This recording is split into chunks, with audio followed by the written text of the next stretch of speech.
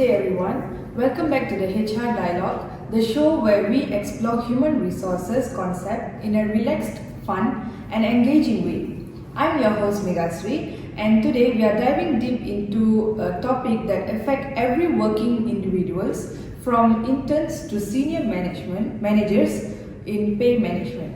Now, many people think that pay management is just about deciding a salary figure, but it's actually a very important strategic HR function that determines fairness, employee motivations, loyalty, and even the company's ability to attract the retained talent. To help us unpack all these layers, I'm excited to introduce today's panels of experts. We have with us Rawan, our HR manager who deals directly with employee consent and organizational policies. Next is Shira, finance executive who understands how pay decides impact the organization's financial health. And Zulaika, an experienced compensation analyst who specializes in job evaluation, salary structure and reward systems. And Deva, who will be representative the employee's perspective. And finally, Aini, a seasoned HR consultant who has helped many companies redesign their compensation system. Thank you all for being here. Let's begin with the basic. Rawan, many people misunderstand pay management as just HR deciding how much to pay. Can you explain what it truly means? Definitely, Megha. Pay management is broader than just assigning salaries, and it's just a systematic process where you have to be planning and organizing and administrating employees' compensation packages. This also comes with the bonuses, the salaries, the allowance, and also the benefits. It also involves the job setting, pay structures, determining increments, and ensuring fairness among the workplace. Pay management also supports key organizational goals, such as attracting skilled workers, motivating current workers, and just aiming at long-term productivity. It's not transactional, it's more strategic. And when handled well, it becomes one of the most strongest tools for the organizational success. That a perfect sense, and it's interesting that pay is linked to strategy and not just administration. Zulaika, from your perspective, as a compensation analyst, why is pay management such a big deal in organizations today? Pay is one of the biggest motivators for employees because it will influence how they perform, how loyalty they feel, and whether it can decide the employees to stay in the organization or leave for the competitors.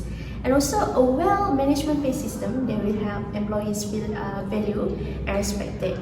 On the other hand, if the pay system lack fairness or have a transparency, so employees will become demotivated and eventually leave the organization. So another reason why management is crucial because during business world that becoming more competitive, so to attract talents, company must offer market salary, competitive salary. So pay management play a huge role in employee branding and employee satisfaction. Let's explore the elements of pay. Shira, I think many people don't know how many components exist in a standard pay package. Could you break them down for us? Of course, Megha, most people only look at the basic salary, but actually, a full pay package has a few key parts. First, the basic salary, which is the fixed amount employees get every month. Then, allowances like transport, meal, or housing depending on job needs. And we also have incentives such as bonus or commission to reward strong performance. And the other interesting benefits is medical coverage, EPF, SOCSO, and paid leave. And lastly, non-financial rewards. Things like flexible working hours, recognition, and career growth, they don't involve money, but they make a big difference in how employees feel at work. That's a very detailed explanation. It's just employees usually don't realize how many components are included. The company invests in more than just a monthly salary. Now that we know that components, let's go into how many decisions are actually made. Zulaika, can you explain the tools and methods used? Sure. It starts with a job evaluation, which determines the value of each job by assessing skill requirement, responsibility, and sometimes the complexity of role. And we use methods like job ranking and job satisfaction. We will do a job grade, which is regrouping a similar group together, and we assign a range for their salary, which is this range include the minimum, they also have a midpoint, also they have the maximum salary. So the next is we will make the market analysis data, which is we will compare our salary with the competitors in the same industry or in the other industry, because we want to ensure that we remain competitive. Otherwise, we will risk of losing our own employees because they find for better paying companies. And finally, we will incorporate organization strategy, which is such the better company will prioritize performance-based skill or the seniority. Okay, thank you. And next, Aini, why are those tools necessary? Without tools and structured methods, salaries become inconsistent and unfair. Job evaluation helps eliminate bias. Pay grade ensures similar job receive similar pay. Market surveys prevent underpayment and linking pay to strategy and ensure sustainability. A structured pay system ensures stability, fairness, and trust. It also makes the company look more professional and credible, which is important for our long-term success. Fairness is a major concern for employees. Rawan, can you explain the internal equity in more detail? Basically, internal equity means fairness. Inside organization, employees doing similar works and should be paid fairly in comparison in one another. Some will have bigger responsibilities, some would have like lower responsibilities, and more of those with lower responsibilities would have like a lower paycheck. And internal equity prevents workplace to become tensional and filled with jealousy as well. And how about the external equity? External equity means fairness with respect in the job market. Organizations must pay salaries that are competitive compared to other companies. If the company pays too low, employees will feel undervalued and they may leave. If the company pays too high, it may become financially unstable. A balanced approach is the one of important key. Now, let's hear from the employee point of view. Deva, what do employees expect when it comes to fairness? Employees want consistency. If someone new joins with a higher salary, then someone who has worked years, that feels unfair. Employees also want transparency. We want to know how increments are decided, why some people get bonus, and what step we can take to grow financially in our careers. When communication is clear, even if the salary is not very high, employees feel respected and valued. Let's discuss the actual problem that companies face. Rawan, what are the common challenges HR deals with? Pay compression is a major issue where employees earn similar or even higher salaries than the experienced staff. And that creates frustration among the workplace. Another issue is outdated job description, and roles evolve over time, but the pay doesn't all the time. Performance evaluation can also be problematic when managers are inconsistent, And of course, communication is a huge challenge. Employees often misunderstand each other, misunderstand also the pay decisions, which leads to complete conflicts. Shira, what does finance struggle with? Budget constraints. We try to support fair salaries, but we also need to maintain financial stability.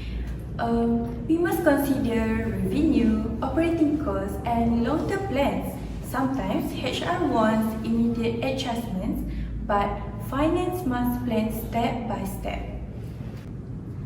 Let's dive into our case study.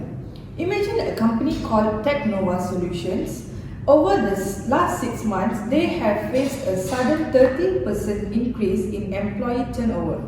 Exit interviews revealed that employees feel their salary are not competitive, pay progress is unclear, new employees earn more than existing staff, and the performance bonus system is inconsistent. Also, management does not communicate pay decision.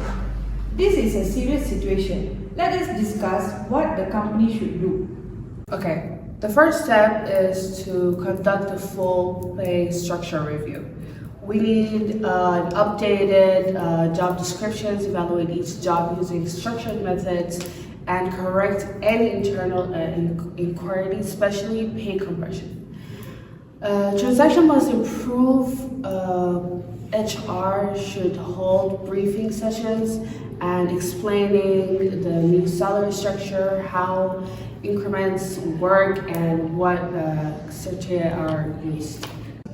So I will conduct a market benchmarking. If a competitors are paying higher salary, then Technova also must adjust. Next, I will design a salary progression ladder showing the employee how they can move from one grade to another. And also we should also revise that the performance bonus system to ensure fairness and consistency. From finance, I will analyze the overall cost impact. If we cannot implement all changes at once, we can introduce a phased salary adjustment plan. We can also shift partly forward variable pay, such as performance incentives, so the company only spends more when performance is high. Employees want honestly more than perfection. If the company explains the situation, the timeline and the plan, employee will be more patient. Employees also want recognition, even small bonus, appreciation letters, or public recognition can give us moral boost. Most importantly, communicate. Silence creates fear and rumors only. I would conduct a compensation audit. This includes reviewing job evaluation accuracy, pay grade structures, internal and external equity, performance appraisal method, and communication practice.